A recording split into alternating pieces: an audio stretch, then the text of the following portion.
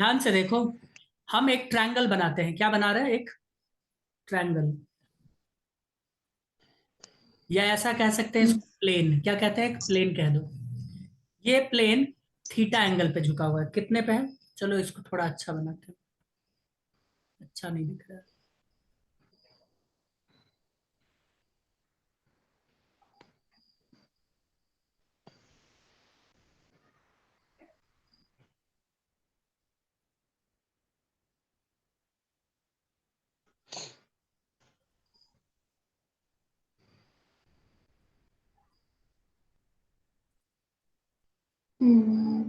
सभी लोग ध्यान से देखेंगे।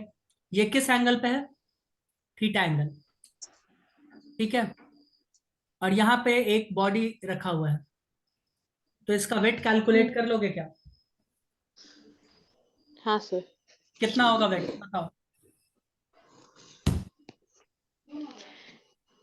कैलकुलेट करने के बाद पता चलेगा। कौन करेगा?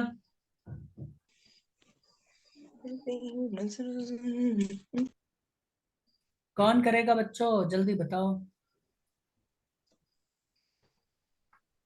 नहीं बताओगे? सर क्वेश्चन रिपीट करो ना। मैंने बोला इसका मास कैलकुलेट करो। सॉरी, वेट कैलकुलेट करो। मास तो खैर गिवन ही है। वेट कैलकुलेट करो।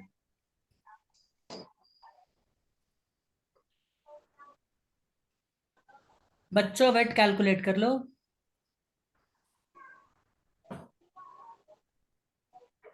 हो गया कैलकुलेट मृणाली, या मैं ही कर दूं? और इसका मास मान लो m है। मास कितना है इस बॉडी का? m। m मास। अगर m मास है तो मैं ही कैलकुलेट कर देता हूं। क्या इसमें किसी को डाउट है कि ग्रेविटी ऑलवेज नीचे की तरफ एक्ट करती है? बताओ। तो क्या ग्रेविटी के लिए मैं सीधा ऐसे लाइन दिखा दूं? क्योंकि ये तो भैया सीधा एक्ट करेगी, इसको कोई लेना देना नहीं है किसी भी चीज से। ऑलवेज सेंटर की तरफ। बताओ। अगर ये सेंटर की तरफ एक्ट करेगी तो क्या इसका कंपोनेंट हम निकाल सकते हैं? बोलो बच्चों। एक कंपोनेंट इधर निकाल सकते हैं और एक कंपोनेंट पिंक कलर से इधर निकाल सकते हैं।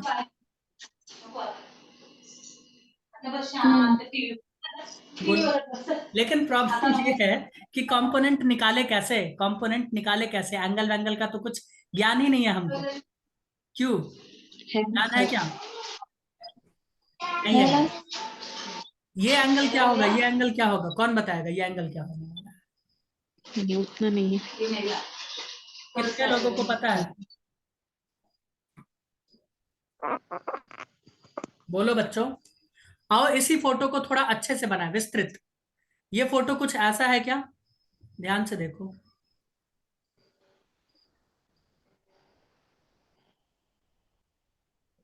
और ये लाइन ऐसे, और यहाँ एंगल थीटा। बोलो हाँ या ना।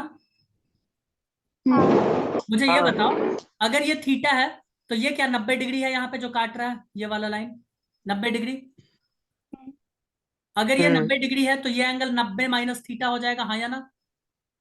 हाँ। ये देखो, ये नीचे आ रहा। ठीक है। तो ये थीटा है, तो ये 90 माइनस थीटा होगा कि नहीं होगा? हाँ और अब मैं बोल रहा हूं इस एंगल के बीच में और इस एंगल के बीच में 90 डिग्री का एंगल। जब ये 90 माइनस थीटा, तो क्या ये थीटा नहीं हो जाएगा? सोच के बताओ भाई, कॉमन सेंस। हाँ। जिसको नहीं समझ में आया मैं फिर से बताऊंगा। मृणाली एक बार और, सॉरी ममता एक बार और। Yes sir. मुझे मालूम था। क्यों ना इसको बड़े से फोटो में इधर दिखाया। हम्म।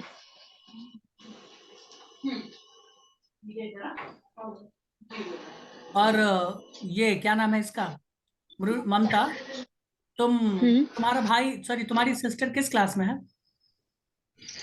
एक 8 में। तो उसका ज्योमेट्री थोड़ा पढ़ाई किया करो तुम भी, है ना? सर। इसमें कोई बुराई वाली बात नहीं है। नहीं नहीं, इसमें कोई बुराई वाली बात नहीं है। पढ़ाई करो। Okay sir. पढ़ोगी ईमानदारी से? हाँ सर। गुड। Very good. क्या ये लाइन ऐसे है? क्योंकि हमको ये भी देखना है, ठीक है। ध्यान से देखिए, ये है एक एरो,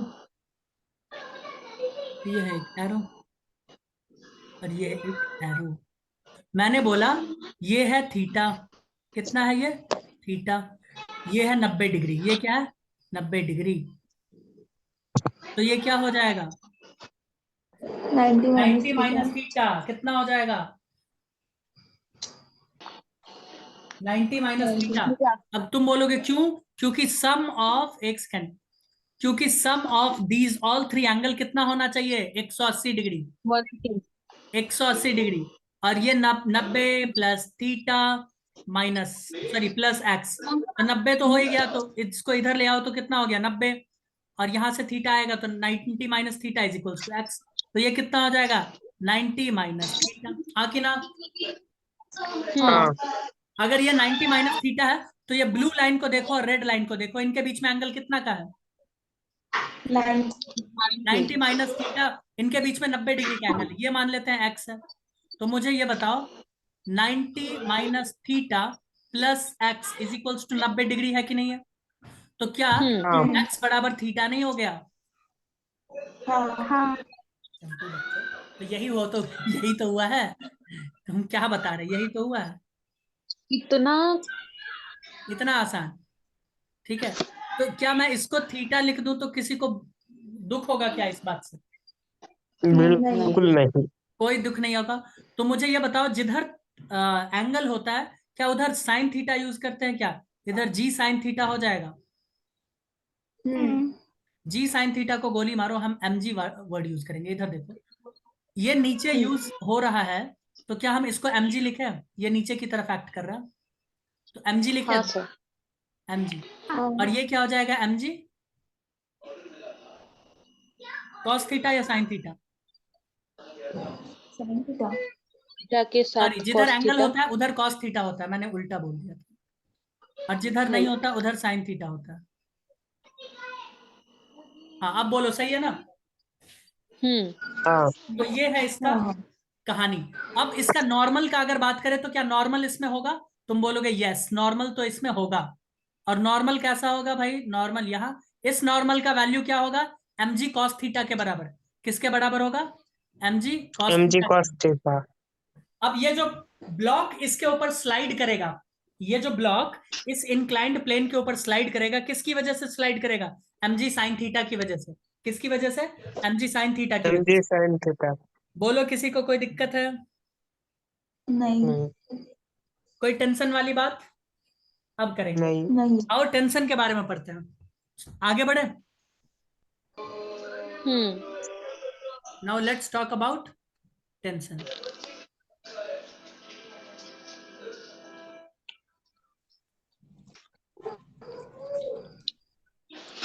टेंशन फोर्स, ये क्या होता है भाई? इसको जरा देखो, अच्छे से समझो। मैं इसीलिए बेसिक बेसिक पॉइंट पहले बता दे रहा हूँ। टीचर्स क्या करते हैं, पढ़ाते जाते हैं, जहां जहां कंसेप्ट आता है बताते चले जाते हैं। नहीं। सर ये सच में रहता है? हाँ भाई, ठीक है। तो टेंशन होगा हमको। नहीं होने देंगे।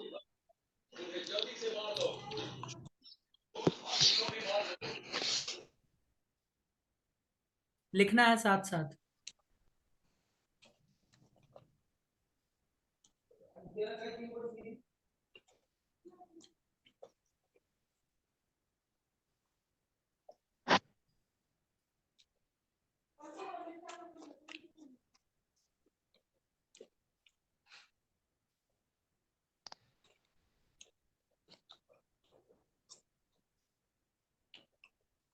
अम्मा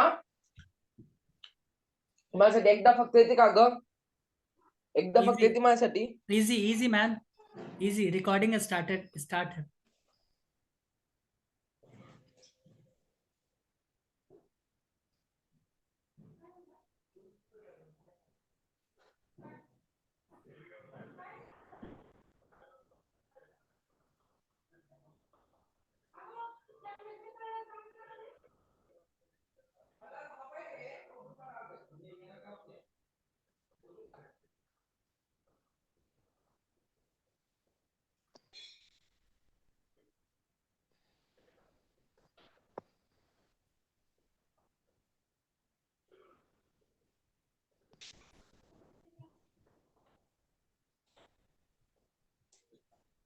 लिख लिए?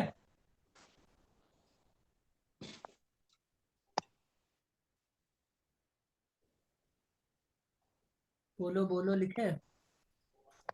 हाँ। चलो आओ देखें इसको, समझे और सीखें इसको। ठीक है, हमने क्या किया,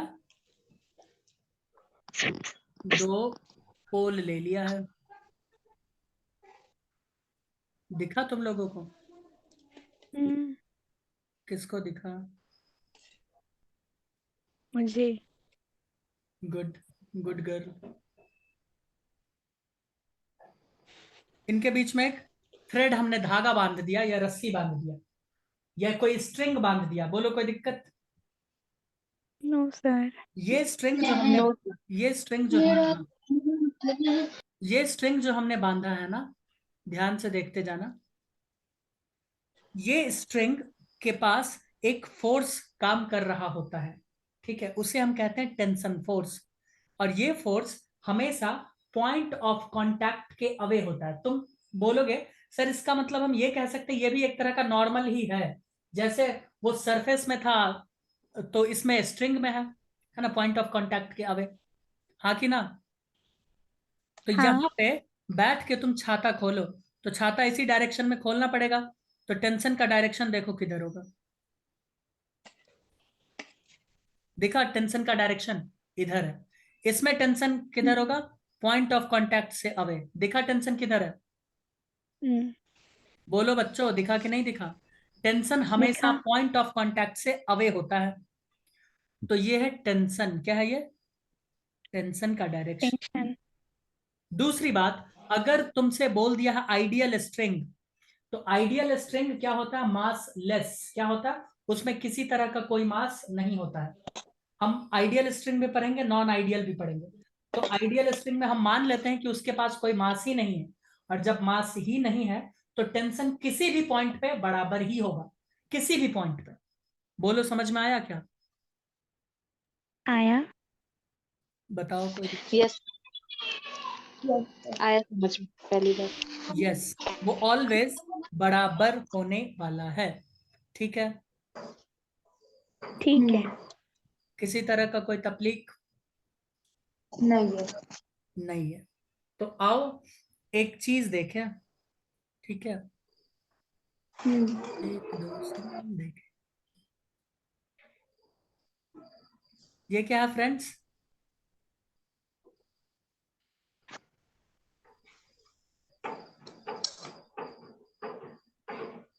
डरो मत ममता, तुम नहीं हो, ठीक है। बॉल है क्या? हम्म,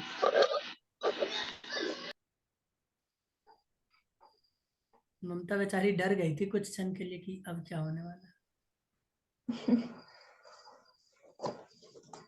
नहीं सर, मैं भी डरो नहीं। मत।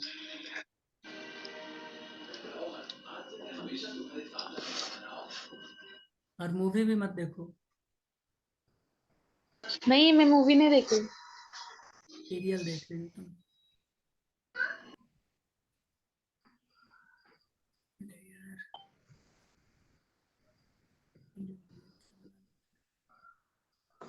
दो ब्लॉक अटैच्ड है इससे,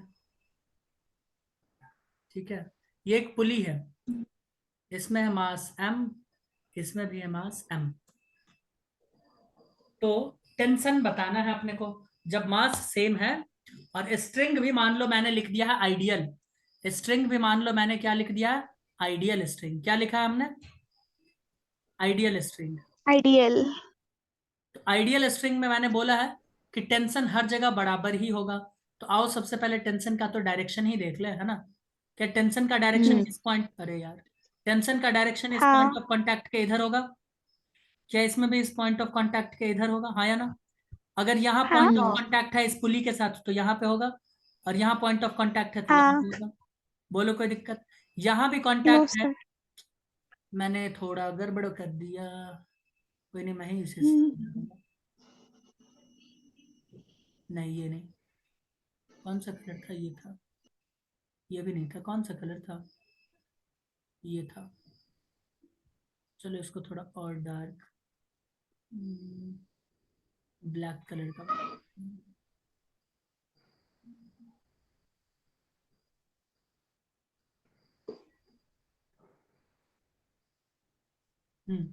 देखो इसके अलावा पॉइंट ऑफ कांटेक्ट देखो ऊपर वाले में यहां से है, तो यहाँ इस डायरेक्शन में हो जाएगा इसका टेंशन, हाँ या ना?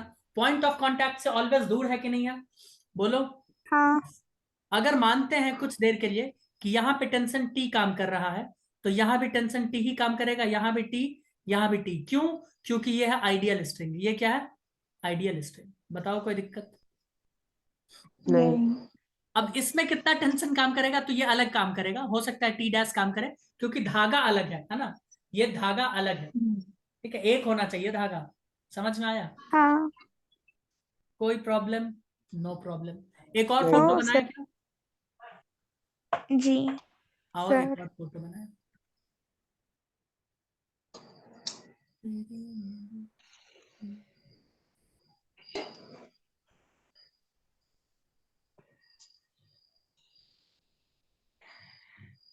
हम्म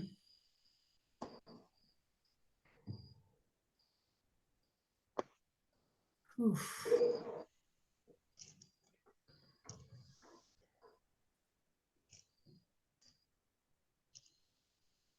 यहां हमने क्या किया बच्चों? धागा लेके इसको बांध दिया। किसको? एक ब्लॉक को।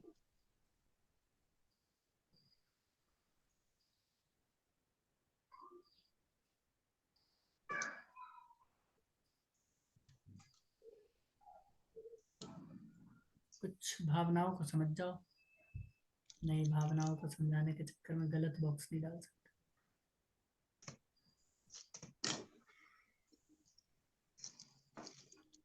एक ऐसा कुछ बॉक्स है, ठीक है, जो धागा से बंधा हुआ है। तो मुझे बताओ टेंशन किधर होगा? और ये एंगल भी दे देते हैं, है ना? एंगल तो देना ही पड़ेगा। एंगल क्या है? थीटा। तो तुम बोलोगे बहुत इजी है, इसका डायरेक्शन इधर होगा टेंशन का, हाँ या ना? बोलो बोलो। यस। नॉर्मल का अगर बात करें, नॉर्मल किधर काम करेगा? तो नॉर्मल का अगर हम बात करें तो नॉर्मल इधर काम करेगा। ग्रेविटी का बात करें तो ग्रेविटी किधर काम करेगा? तो ग्रेविटी ठीक नीचे काम करेगा। इसके दो कंपोनेंट काम कर रहे होंगे, हाँ या ना? एक कंपोनेंट इधर की तरफ काम कर रहा होगा, यहां से ऐसे दिखा देते हैं, और एक cos थीटा वाला नीचे की तरफ काम कर रहा होगा, हाँ या ना? हाँ।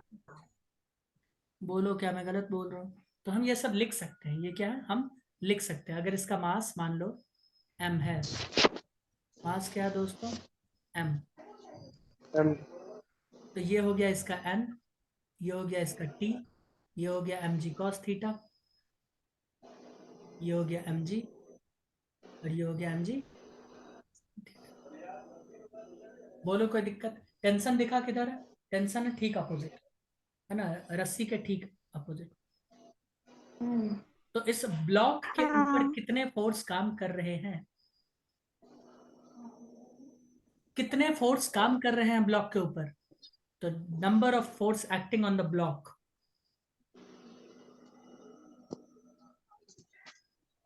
इसका जवाब जो दे देगा समझ जाएंगे।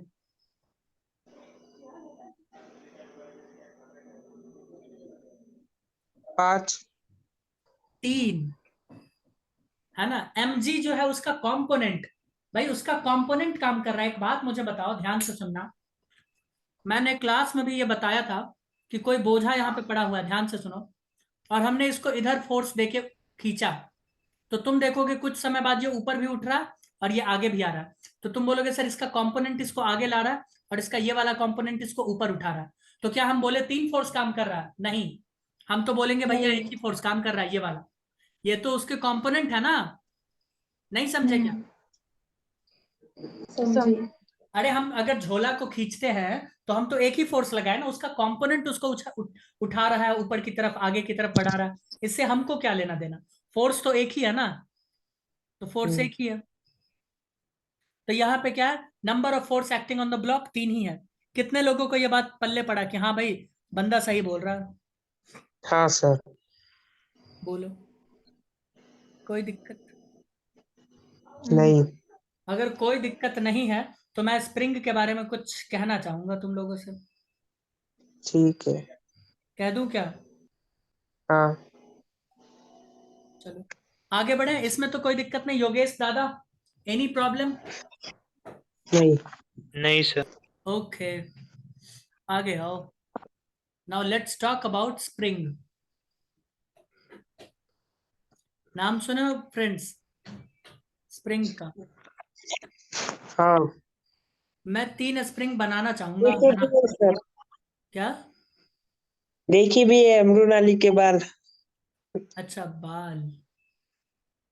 सुनो, तुम यहाँ पे बैठ के बाल का खाल मत निकालो,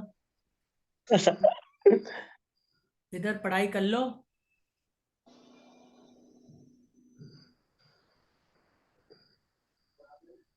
क्या कहते हो, कर पाओगे पढ़ाई या कोशिश हाँ, करते हो? कोशिश करूंगा सर। कर लो, कोशिश कर लो तुम।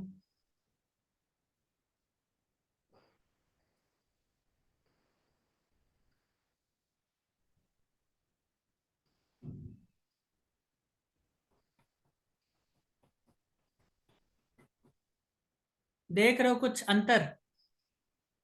हाँ, पता नहीं तुम लोगों को अंतर दिख भी रहा है कि नहीं दिख दिख रहा है। रहा।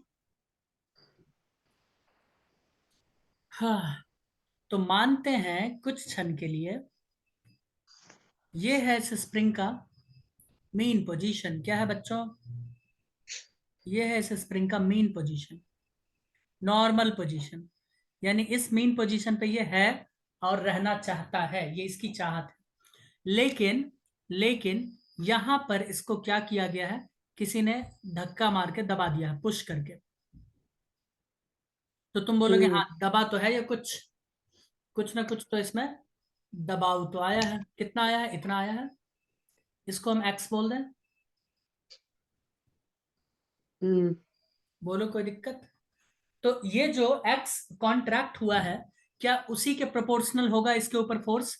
यानी इसके ऊपर जो फोर्स लगा होगा वो उसमें इतने कॉन्ट्रैक्शन लाने के बराबर ही तो होगा। फोर्स डायरेक्टली हाँ। प्रोपोर्शनल एक्स के करीब होगा। और हम जानते हैं कि जब भी एफ एस में लिख देता हूं, स्प्रिंग फोर्स, जब भी ये प्रोपोर्शनलिटी साइन हटाते हैं तो एक कांस्टेंट आता है।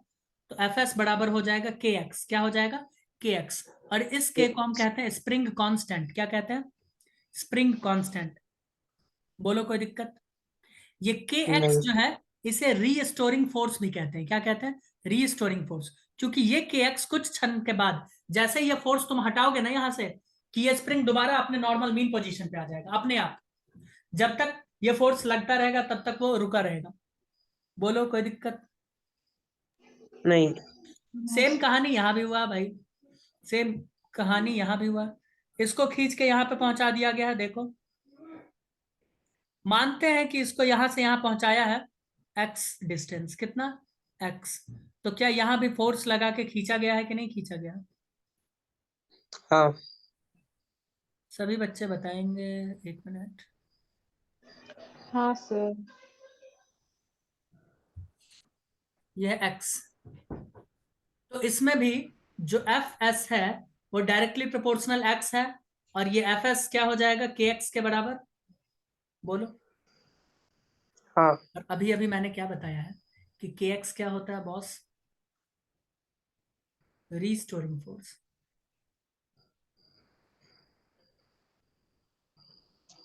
क्या है ये? Restoring force. बताओ कोई दिक्कत? हम्म। इसका तुम अब तुम्हारे मन में एक सवाल आएगा कि सर ये रीस्टोरिंग फोर्स अगर है तो इसका डायरेक्शन क्या होना चाहिए? तो ध्यान से देखो, जो मैं लिख रहा हूं एकदम इंपॉर्टेंट है। इट ऑलवेज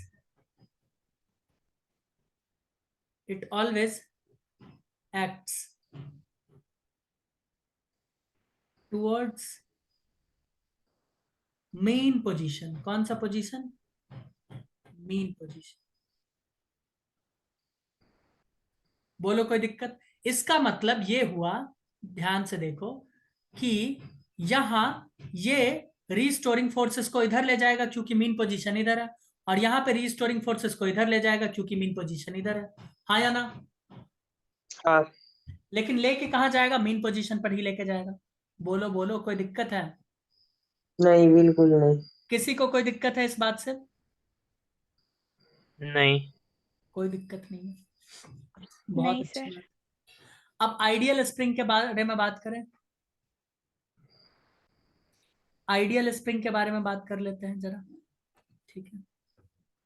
और बिना आइडियल वाला भी देख ही लेंगे फिर। जरा सा इसी इसी कोपचे में डालते हैं, यहीं पे लिखे, यहीं पे। हाँ। Ideal spring. ममता समझ रही हो या फिर बाउंस जा रहा है तुम्हारा? थोड़ा बाउंस जा रहा है सर। जाएगा ही।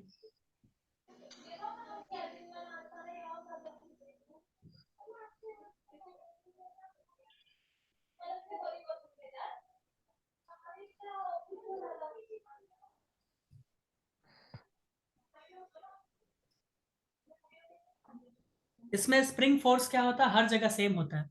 स्प्रिंग फोर्स हर जगह सेम। तुम बोलोगे कैसे? दिखाइए एक एग्जांपल। देखो एक एग्जांपल। ये हमने कोई एक स्ट्रिंग लिया, देखते जाओ क्या बना रहे हैं।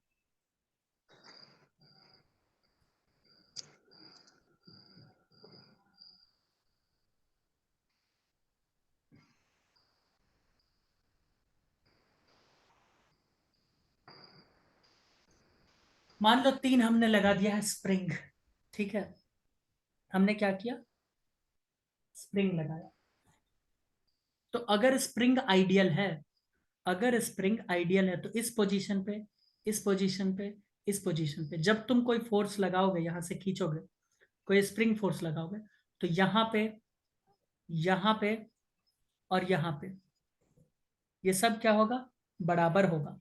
यानी हम Fs1 लिखे, Fs2 लिखे, Fs3 लिखे, ये सब क्या होगा? Fs1 is equals to Fs2 is equals to Fs3 हो जाएगा। बोलो कोई दिक्कत? और अगर नहीं। नॉन आइडियल रहा, अगर ये नॉन आइडियल रहा तो क्या केस होगा वो भी देख ले। हम्म। आओ देखो एक एग्जांपल।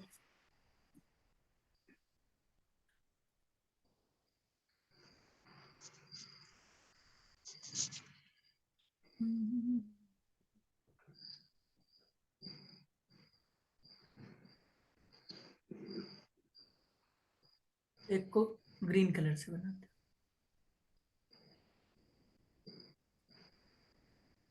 अब हमने क्या किया, ध्यान से देखो। Fs फोर्स लगा के खींच दिया, तो तुम बोलोगे ठीक है लगाए तो कोई दिक्कत नहीं है। यहाँ पे मान लेते हैं Fs1 काम कर रहा है, यहाँ पे Fs2 काम कर रहा है। अगर ये नॉन आइडियल है तो हम दावे के साथ नहीं कह सकते कि Fs1 Fs2 के बराबर है। कोई कुछ भी हो सकता है। हाँ। तुम्हारे मन में सवाल आएगा ऐसा क्यों होगा, है ना? सवाल तो आना ही चाहिए कि आखिर ऐसा होगा क्यों। क्योंकि तुमने अभी अभी पढ़ा है कि स्प्रिंग फोर्स का फॉर्मूला होता है के एक्स, वेयर के क्या है? स्प्रिंग कांस्टेंट, जो स्प्रिंग के नेचर के ऊपर डिपेंड करता है। बोलो समझ आया? हम्म। ये क्या है? स्प्रिंग कांस्टेंट, जो स्प्रिंग के नेचर पे डिपेंड करता है। कोई दिक्कत? नहीं। नहीं सर। क्या हम लोग आगे बढ़ सकते हैं? हाँ। ठीक है। अब हम लोग सीधा चैप्टर की तरफ कूद के चलते हैं और चैप्टर में पढ़ने वाले हैं न्यूटन साहब के पहले लॉ के बारे में। क्या है?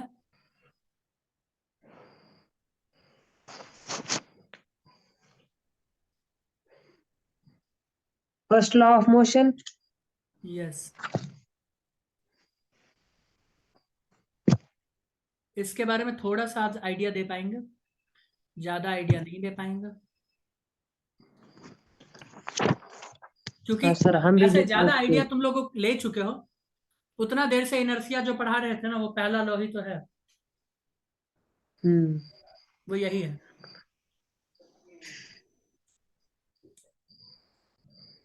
इसे हम लोग लॉ ऑफ इनर्शिया भी कहते हैं।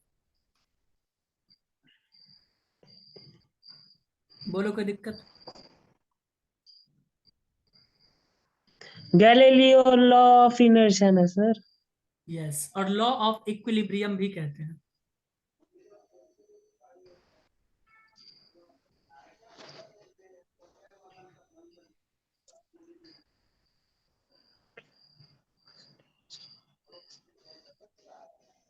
इसे हम लोग क्वालिटेटिव डेफिनेशन ऑफ मोशन कहते हैं।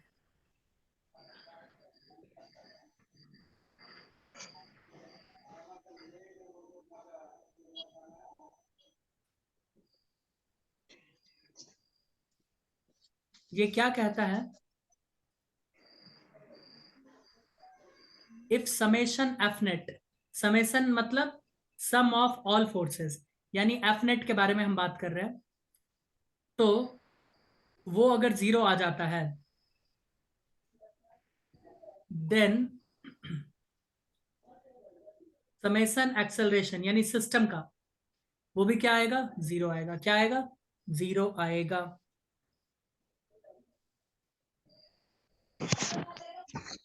यानी ये क्या कहना चाहता है? ये कहना चाहता है इफ नेट फोर्स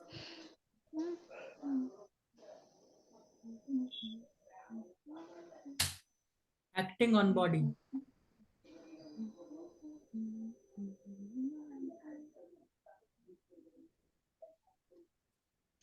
is 0,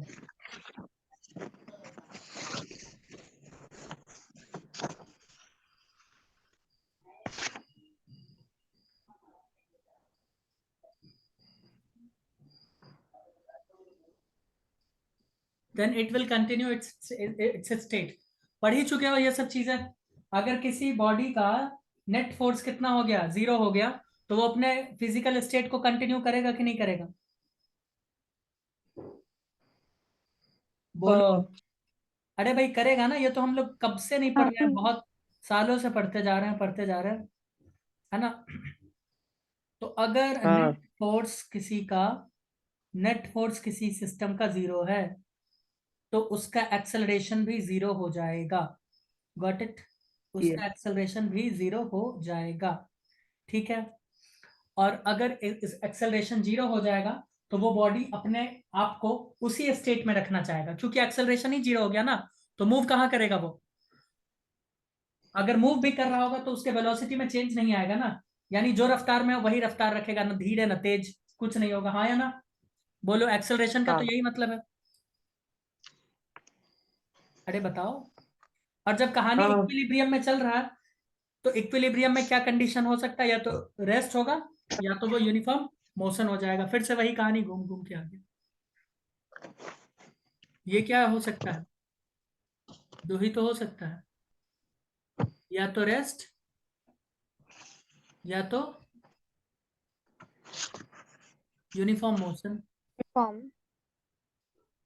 बोलो कोई तकलीफ? बताओ, कोई कष्ट? होना तो नहीं। नहीं चाहिए, सर एक होना बार तो वो नहीं चाहिए। थर्ड वाला सॉल्यूशन वाला बता दो ना। टोटल फोर्स जो उस सिस्टम के ऊपर काम कर रहा होगा ना, वो अगर 0 हो गया, तो इफ मैंने लगाया है, तो उस सिस्टम का एक्सेलरेशन भी 0 हो जाएगा। और जब सिस्टम का एक्सेलरेशन ही 0 हो जाएगा, तो वो बॉडी जिस स्टेट में है, अगर यूनिफॉर्म मोशन में है तो यूनिफॉर्म मोशन में रहेगा, रेस्ट में है तो रेस्ट में ही रहेगा। अब ये मत बोल देना अगर सर कोई यूनिफॉर्म मोशन में नहीं है और तब उसके ऊपर फोर्स 0 हो गया, तो आपका ये क्वेश्चन हाइपोथेटिकल है, क्योंकि ऐसा कभी नहीं होगा। अगर कोई यूनिफॉर्म मोशन में नहीं है ना, तो इसका मतलब उसके पास कुछ ना कुछ एक्सेलरेशन है, और जैसे ही एक्सेलरेशन है तो नेट फोर्स 0 हो ही नहीं सकता। गॉट इट या नहीं got it? Got it. Got it. Yes. Yes sir. भाई उसका वेलोसिटी चेंज हो रहा है ना, स्पीड कम ज्यादा कुछ हो रहा है, यानी फोर्स तो लग रहा है उसका, समझ रहे हो? और फोर्स लग रहा, इसका मतलब नेट फोर्स 0 नहीं हो सकता। Got it? हाँ। हाँ। अब हम इसके ऊपर कुछ सवाल करेंगे, न्यूटन फर्स्ट लॉ के ऊपर बहुत सारा सवाल, कुछ तो नहीं, कम से कम 30-40 सवाल कर लेंगे और फिर डिस्कस करेंगे। तो ये सब चीजें हम नेक्स्ट क्लास में करते हैं। Okay okay sir.